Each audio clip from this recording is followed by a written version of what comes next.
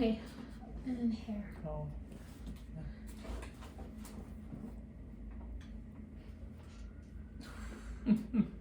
Hello.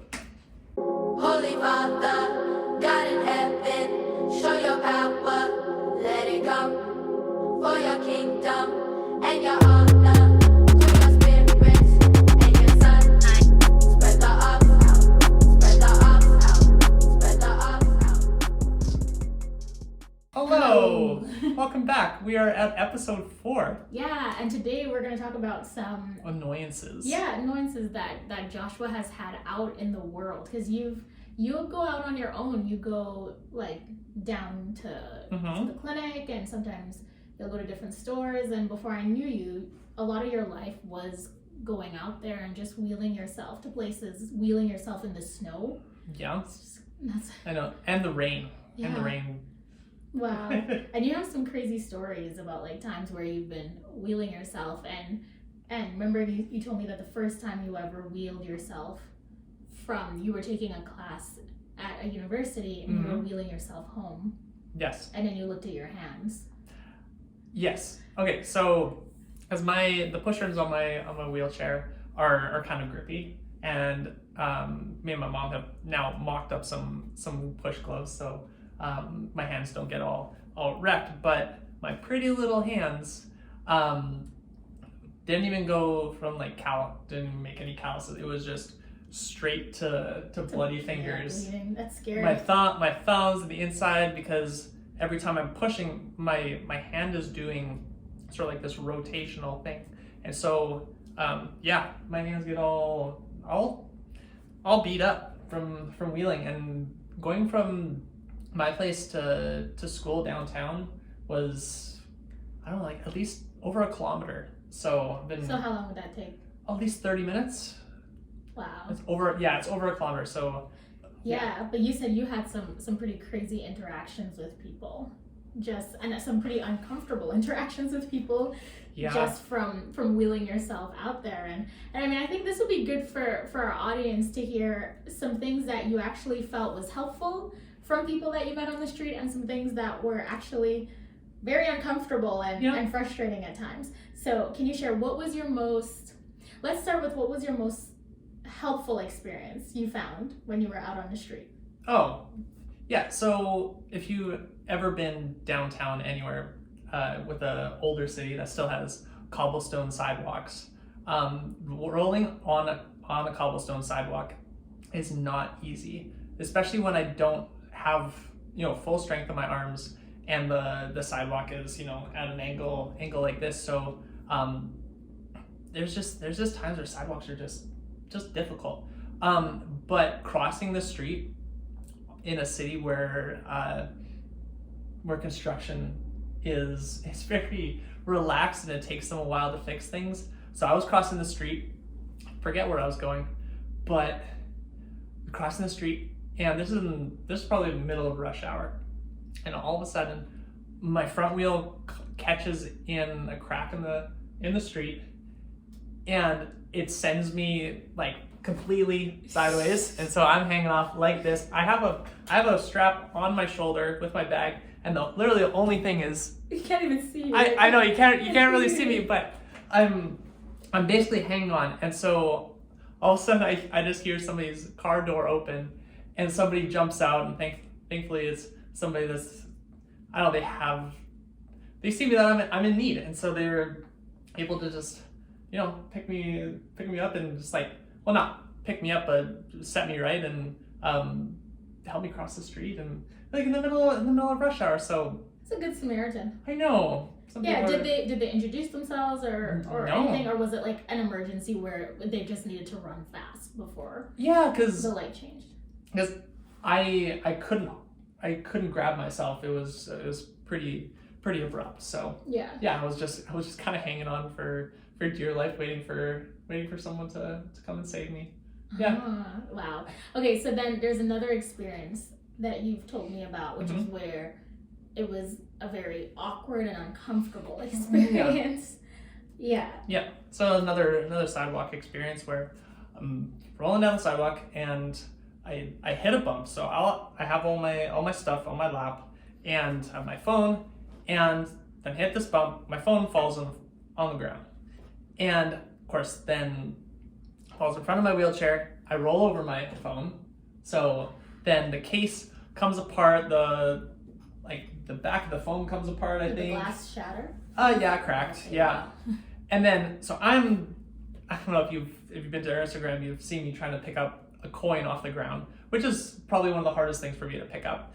But then I'm just trying to pick up the pieces. I'm doubled over with my head down to my feet, and I'm trying to pick up this phone and all my phone accessories and things like that. And there's a group of about four people. They're not teenagers. I've actually found that teenagers are some of the most helpful people. Yeah. But these guys, they're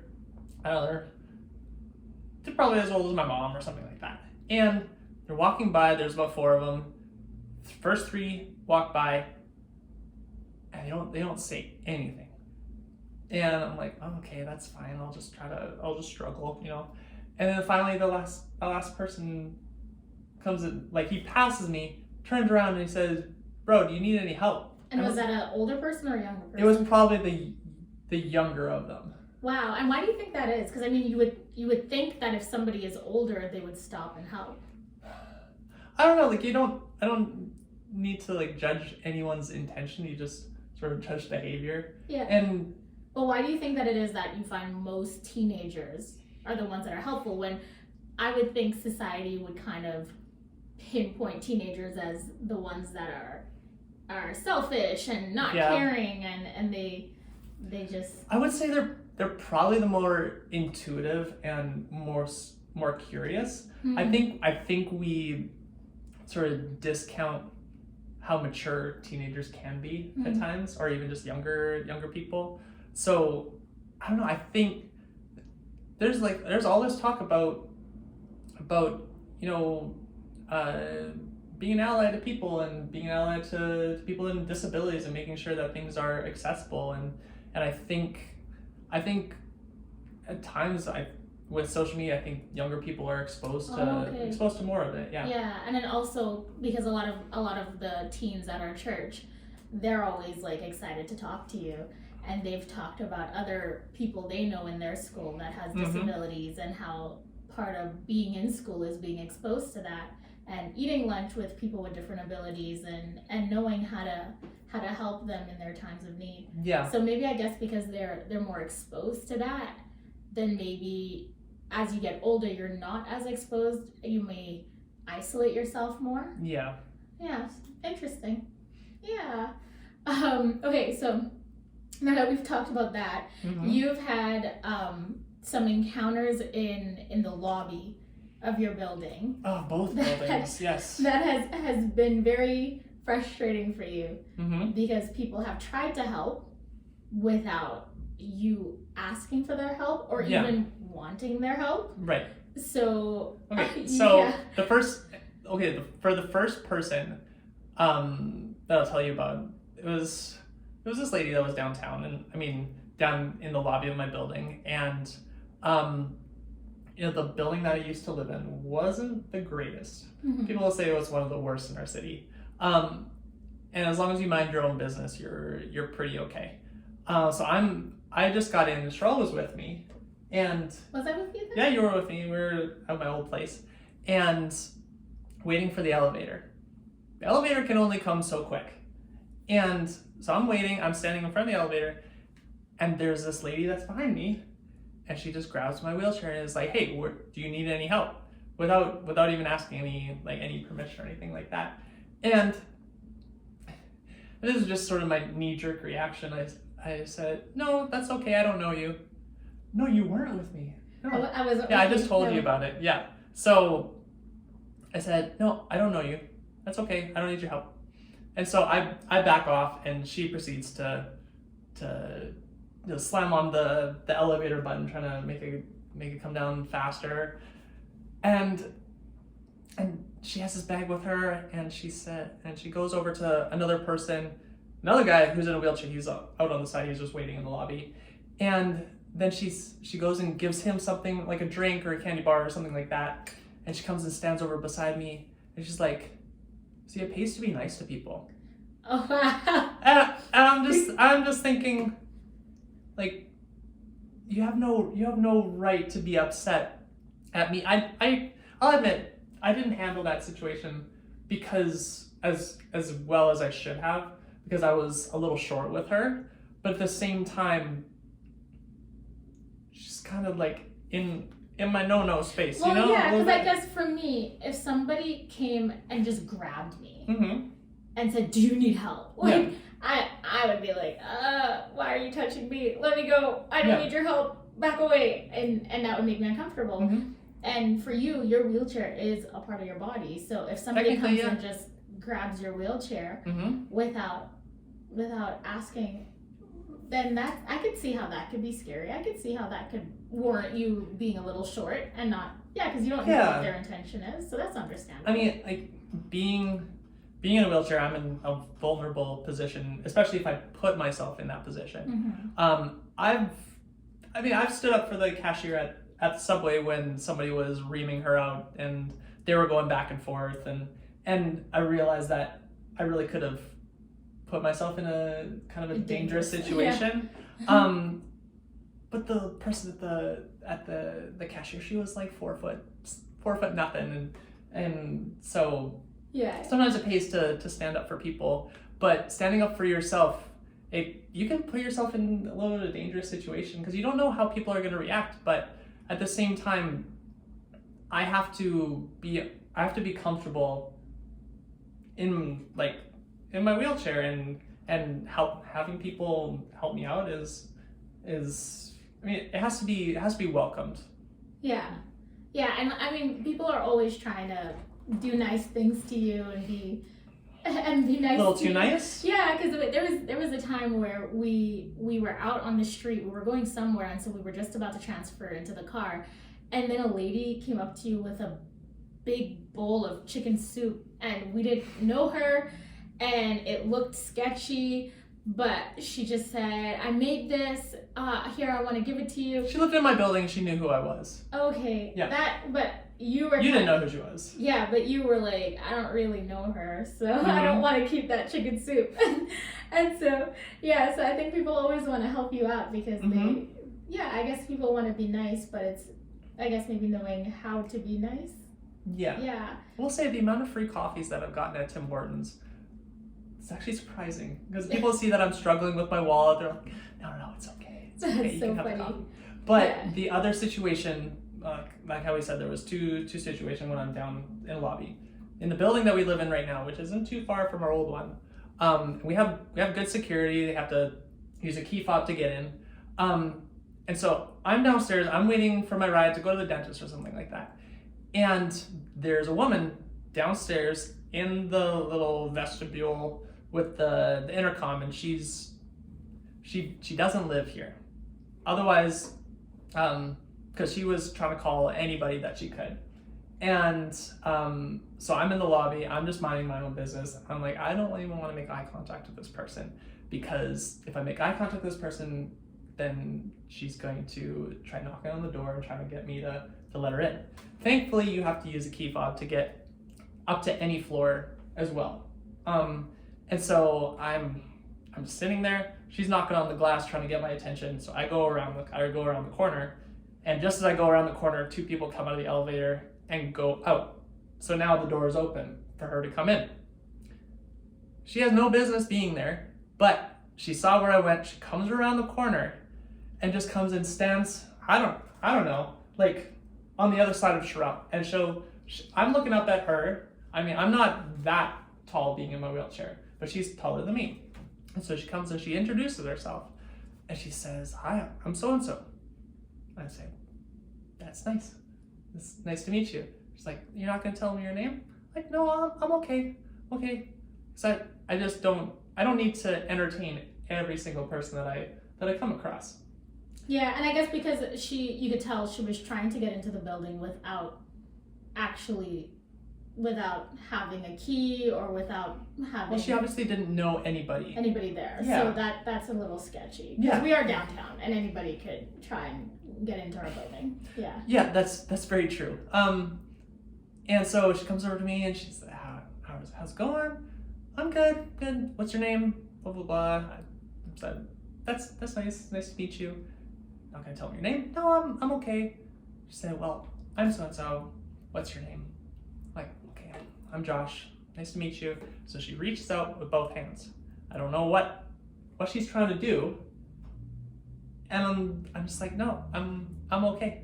And why was it scary for you that she was reaching out with her hands? Well, the thing is, like, if she proceeds to hug me or just grab my hands, this is the only thing. I can't just run away. Like, I just my legs can't work. I can like pick my leg up and try to kick her or whatever, but yeah, I can't get away quickly or anything like that. And so if the roles were reversed and it was a guy trying to do it to a girl and anybody saw that would be super weird. But again, like I have to be mindful of who I'm dealing with. Yeah. And so yeah, she wants to grab my hands and I can't get away.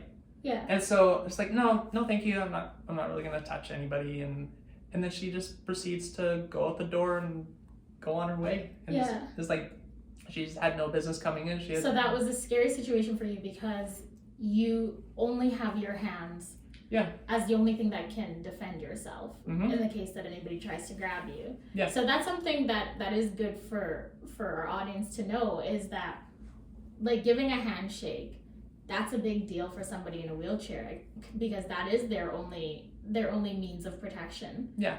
Yeah. So even handshakes can be awkward. Like if I go to shake your hand, like I have to work my hand in and then nice to meet you. So most of the time I'm just fist bumping. So if you do see somebody in a wheelchair, even if they're using their arms, fist bumps are usually pretty good.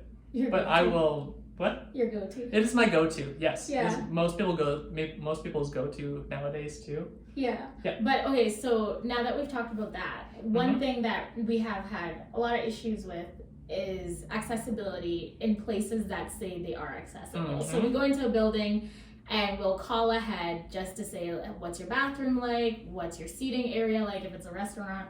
And we'll ask, are you accessible? And in today's world, a big deal for a business is, yes, we are accessible. Yes, we have an accessible bathroom. But we've actually found that's not always the case. That's very true. Yeah. So one of the places that we were at a hospital. Actually, of all places. I think we were at a hospital shooting a movie, and there was you and another girl that was in a wheelchair because it was a hospital scene. And the assistant director told us everything's good, you guys can get into the washrooms easily, they're on our floor and it's good.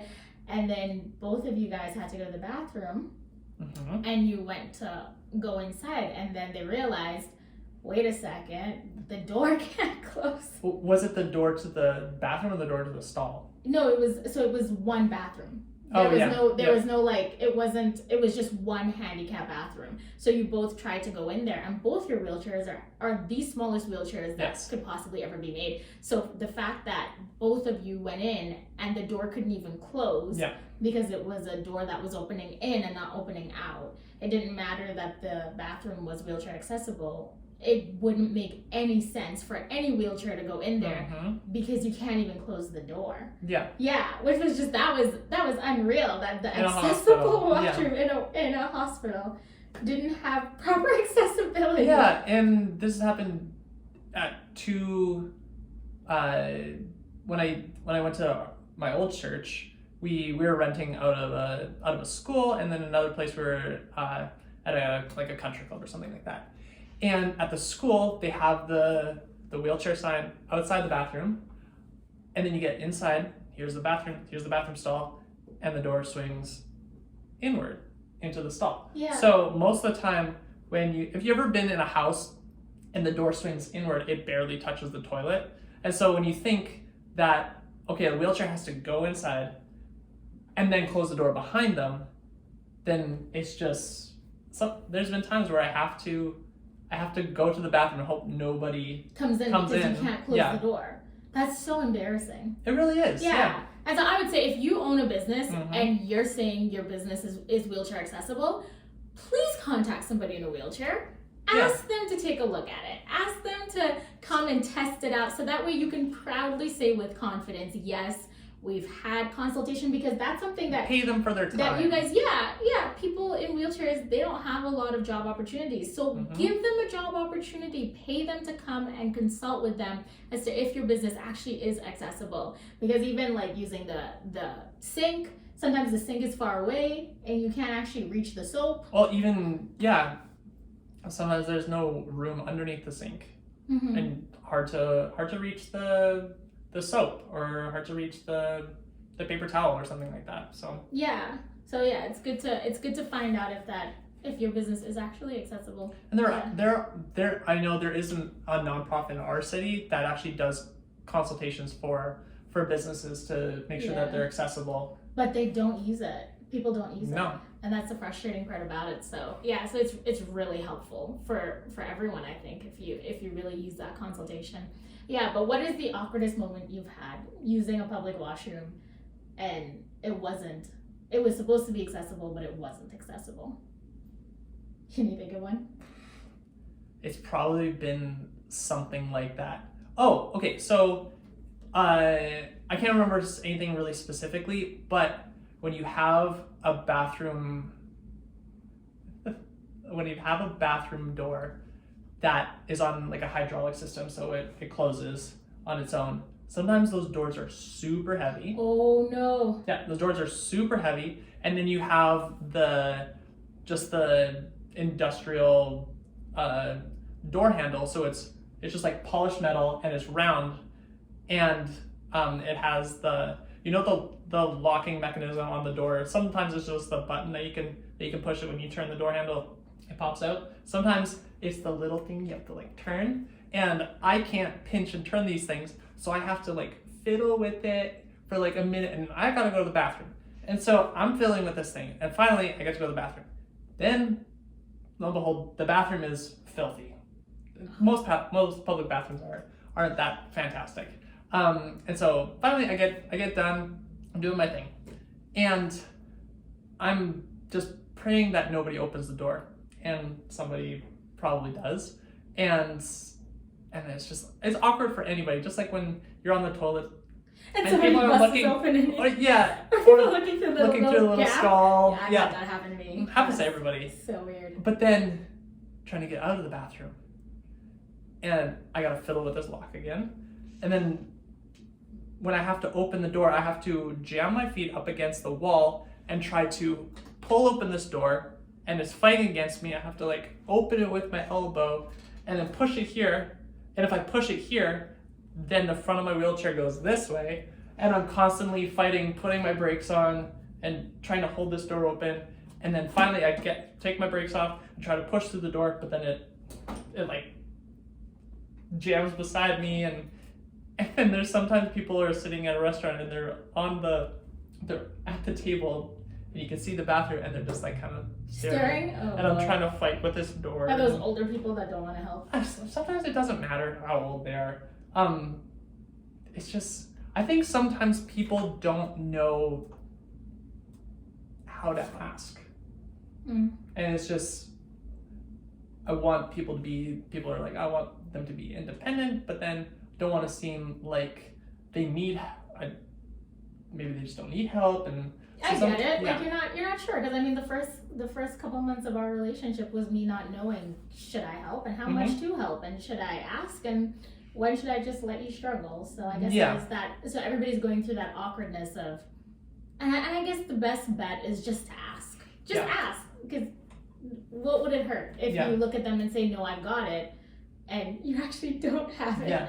But that's for you to be humble and say, okay, no, I actually do need your help. Yeah. The other thing is parking spots. Yeah. If there's wheelchair parking, or you notice that there's the yellow hash thing in front of a sidewalk, don't park there. Because sometimes that's the only, like in front of the chiropractor where we are, there's one access to get onto the sidewalk. Otherwise, we have to bump up the sidewalk. But sometimes that's the only access, and people just park there and don't really think about it. And admittedly, there are times where we do see people with the wheelchair placard, and we're kind of judging them as because they come out of really the car, have a disability. Because they come out of the car. No, but then I could tell the look on their faces when they see us, because there's that moment of, oh shoot, you guys actually do need this spot. Yeah. And there's that awkwardness because maybe it is simply that they may have a leg injury that means that they can't walk from very far. But then they see us kind of struggling with your wheelchair and they're like, oh, but you guys actually need this spot. So, so I could see it on their faces that they're like, oh, this is awkward. It makes them rethink if they actually need it or not. Need it or not. Yeah, because we have a couple of friends that they're just happy to have it when it's like, but you don't actually need it, and they're like, but I got it. I know. It's kind of like, okay,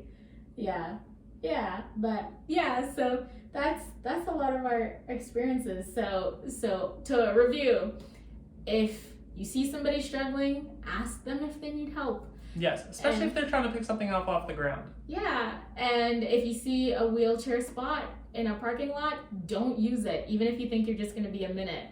And if you're a business, try and find somebody in a wheelchair and ask them if they can come and check out your business to find out if it actually is accessible. Yeah, so those are just some great pointers. And that's about it. That's pretty much it. Yeah, so next time we're gonna start with a whole new series because we're gonna be bringing our friends. Yes. To talk to you guys. We have a lot of amazing friends. Our first friend that we're bringing, her name is Christine. She is a cancer survivor, and she just recently came out of surgery where she had a tumor removed from her face. So she's been on her own journey of learning how to find beauty through her pain, through her loss of her face and her scar tissue. So with that, we're excited to have She's her awesome. come and join us, and she's going to share her story. And we've learned a lot from her. We know you guys will too. So we look forward to you guys seeing our next episode. Yeah, thanks for tuning in. Yeah, okay, bye. Bye.